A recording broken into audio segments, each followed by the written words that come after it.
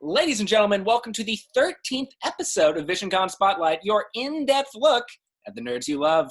I'm your host, Zach Wilson, but you didn't come here to see me today. You came to see the woman of the hour. She's a world-renowned both streamer, mental health helper, and makeup artist. Please help me welcome the one, the only, Twitch's very own Loot the Body. Loot, how you doing today? I'm doing good. Excellent. What an intro. Well, Loot, I gotta be honest. Ever since you told me about your concept and what you do back there on Twitch and a multitude of other things that we'll get to in a minute, I gotta say, I fell in love with the concept completely.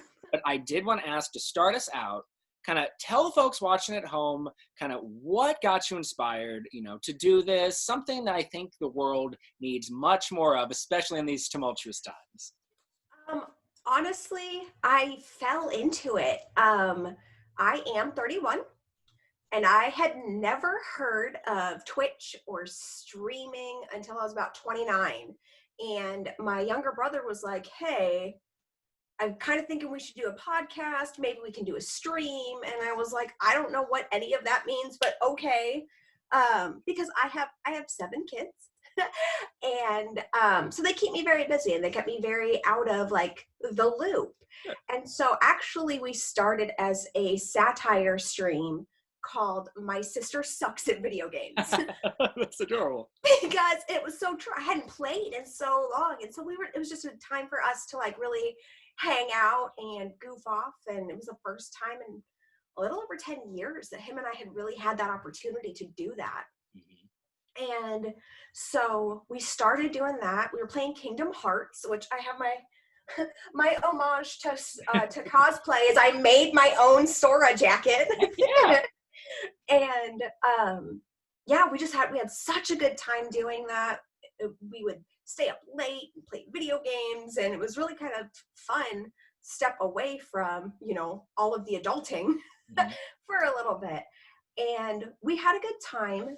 Suddenly, unexpectedly, my dad got a brain tumor and passed. Like it was within 30 days, and I had never been personally affected by cancer, which is crazy because it's so widespread and so talked about, but I had never been affected by it.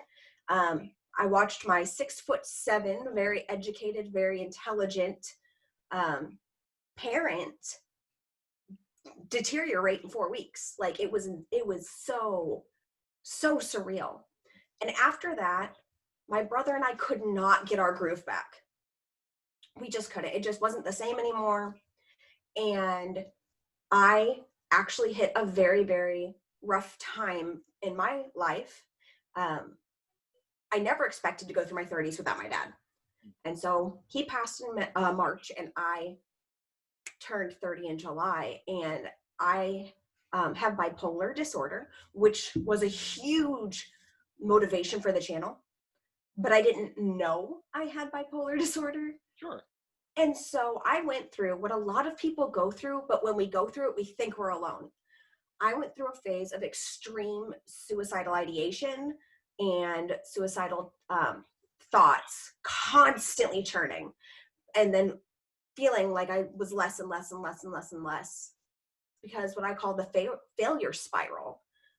Before you even get out of bed, that's probably the hardest time when you struggle with mental health, because you haven't even started your day. You haven't even left the comfort of your room, and you've decided that you failed at everything for the day already. You already know it's all going to be like the worst. And so I actually ended up doing an inpatient stay, and I'm not ashamed of it. Like, I'm very proud that I went and got help instead of taking my life. That was something that I couldn't say truly until about 6 months after I got help, because it's not an overnight fix. So while I was struggling with my sense of self and getting used to my medicine, because not everybody does medicine, however you learn to work with and handle your mental health is a personal choice. For me, it's medicine. And while I was getting used to all that, I just had some friends who I'd found in streaming who were just checking in on me. They knew what happened, And it was like real friends and family that I didn't know I was missing in my life that I found through Twitter and through Twitch and all of these things I never even had before. I was like late 20s. And so um, I found a couple of things in my inpatient stay that really helped me. One of them was I have like a compilation of like 30 or so poems, and that'll be for another time maybe. And um, it's called Mental Break Poems from the Psych Ward, and they're all mental health related. And to get my struggles into words on a page made them stop spinning in my head. And then one of the other things was singing. I am not a singer. I'm not great at it, but it makes me feel really good because it triggers all the happy brain things. And so, hashtag professional, right? But I started doing Twitch Sings, which is a goofy little Twitch karaoke platform. And I just had a really fun time doing that. And while I was doing that, October was approaching. And I was talking to one of my moderators. I call him my God mod. Hyper Nick. He's always in my streams, and he's always like making sure everything's rolling. But I talked with him, and I was like, I think I really want to do something like a Caustober. You know, do different costumes and do mental health discussions, because I was really into Mental Health Mondays at that point in time. And he was like, go for it. And I said, well, I think I want to do one every day. And he's like, simmer down. Because that's the nature of bipolar disorder. It's all or nothing. And so it's nice that I have some people that'll check and balance that. Like, okay, well, you don't need the whole pie right now. Let's just slice it up.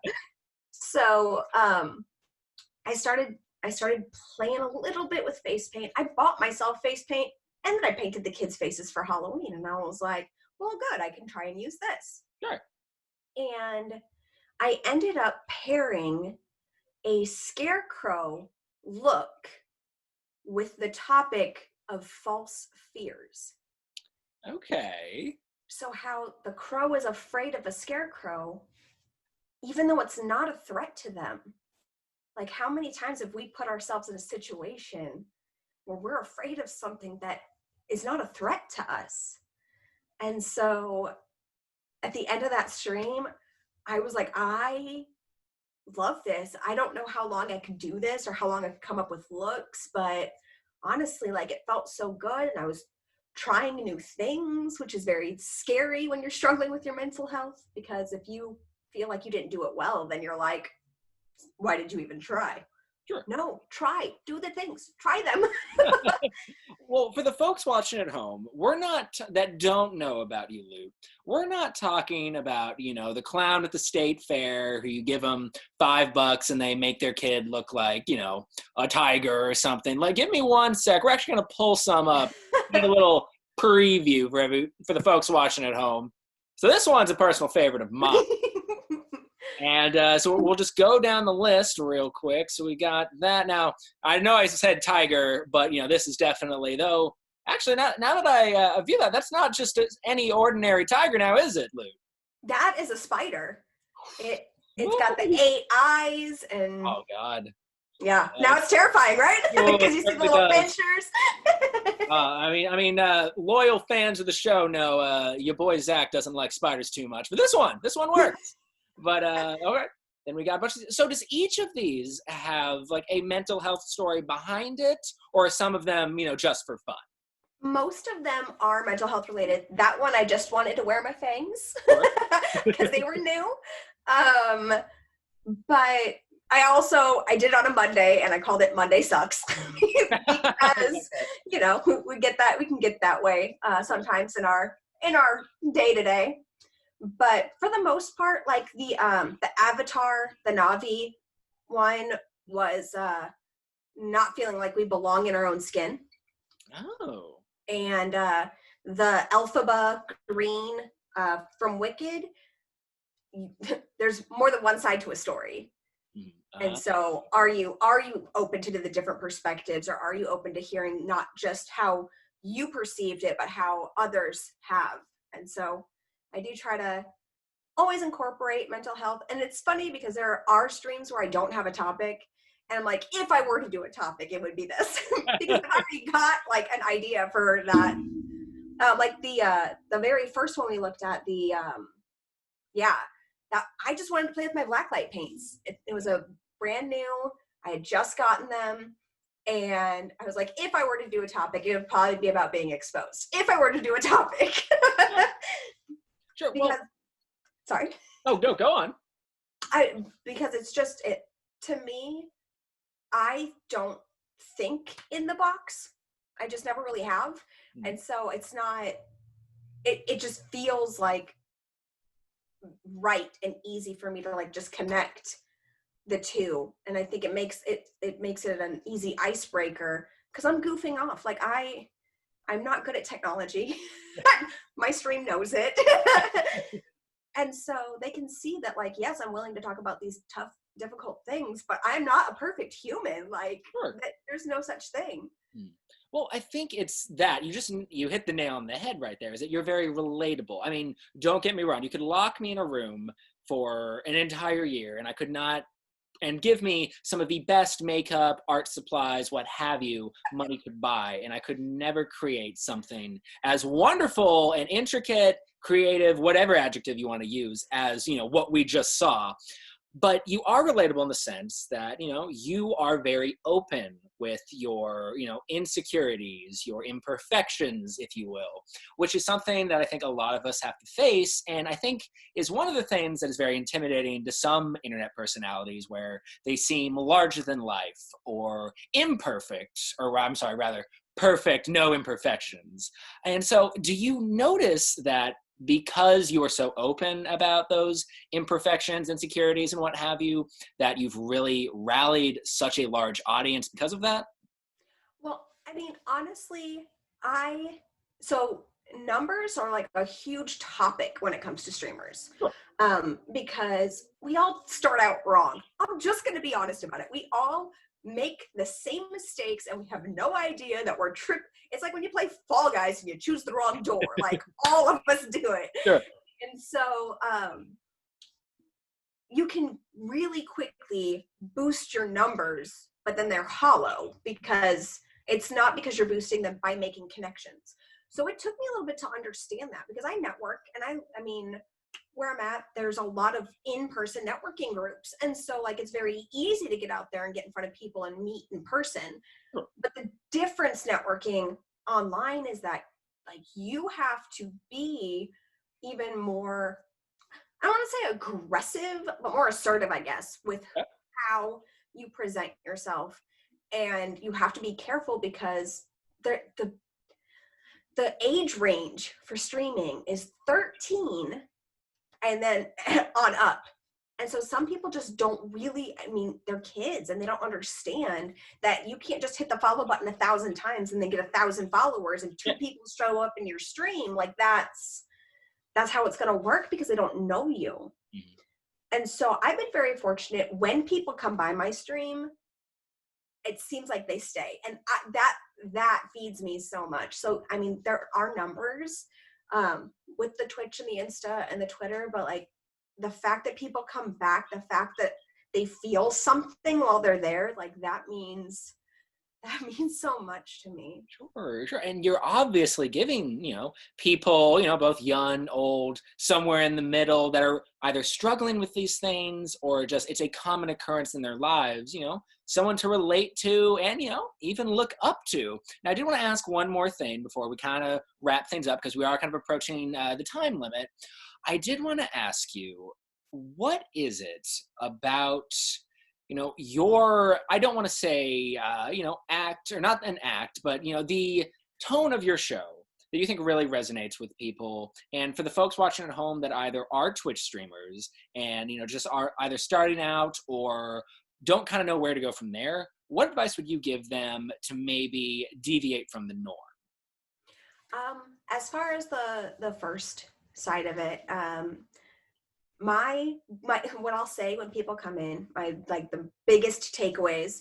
First of all, I am a part-time streamer and a full-time mess. So like don't feel like you have to be perfect.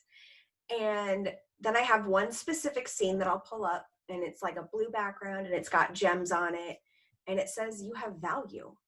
Ooh. And we are taught that our value is connected to our accomplishments, but it's not. It's like inherent. You have it. You are valuable. So love yourself because you're worth it. And that's like my biggest, the thing I want people to take away from the channel. They never come back, but they've learned that they have value. Like that's a win. That's everything. And honestly, for streaming, find something that makes your soul sing. Like if you would have asked me a year ago or told me a year ago, oh, well, you'll be doing face paint still, I would have been like, I don't know what I'm doing. What are you talking about? Like, there's no way. And to be here a year later, still doing face paint, still loving it and like so much, it's just more than I ever imagined it would be. And then I guess like to sum up something that I've found to be very helpful in my mental health journey, get yourself a bubble machine. I had no idea how much joy it would bring me, but I will play bubbles on the stream, and it's just amazing. Oh my God. Well, one final note before we wrap things up is, for the folks watching at home that, didn't know about you until now, where can they find you? All they can go to, find out more about Loot, get their daily dose of Loot, and then, of course, where they can see your show. So I have an Instagram, which is _mental_health_and_makeup_. So it's all nice and pretty. My Twitter is loot_the_body, which is my gamer tag, and it is my gameplay, mentality. I don't play games on stream, but when I do play games, I check everything. I loot it. So that is where it came from. I am also on Patreon, /mental health and makeup, and twitch.tv /mental health and makeup. And I stream Monday, Wednesday, Saturday at 11 a.m. Central. And if all of you kind of missed that or, need a reissue, all those links are going to be down there in the description box below. And then, ladies and gentlemen, with that said, we're done for episode 13 of Visioncon Spotlight. And before we wrap things up, Loot, any final thoughts to leave us on? I'm just so amazed and happy with our local Visioncon, because I went to my very first cosplay event on Saturday, and the amount of acceptance and excitement, especially right now, like right after that, I got home and there was some sort of Twitter negative, because Twitter can be negative sometimes, but they were talking about the difference between Halloween costumes and cosplay, and how much how frustrated some cosplayers were about people calling costumes cosplay. And I went to the event, and everyone was so kind and so like I said, accepting. And it was just really exciting to know that like where I'm at, I can go to the Comic-Cons and the Visioncon and everything, and know that it's not going to be like, you think you can do this. And it feels really good to know that I can like be a part of this community and coming in as a newbie. And so, yeah, I guess that's something that I thought would be really cool to point out, because it was really good. Oh, we really appreciate that. And, at Visioncon, gatekeepers, everybody's welcome, except gatekeepers and those who are intending, whether being consciously or unconsciously, to give people a hard time or to have a negative impact on people, no matter if they're seasoned veterans in these fandoms or just starting out. So we really appreciate you. That's definitely in the forethought of our minds. But with that said, guys, ladies and gentlemen, this has been episode 13 of Visioncon Spotlight. Thank you so much for tuning in. Of course, I'm your host, Zach Wilson, but much more importantly, this has been Loot the Body. Make sure to check out all the links down in the description box below. And remember, guys, that life's better when you have friends to share it with.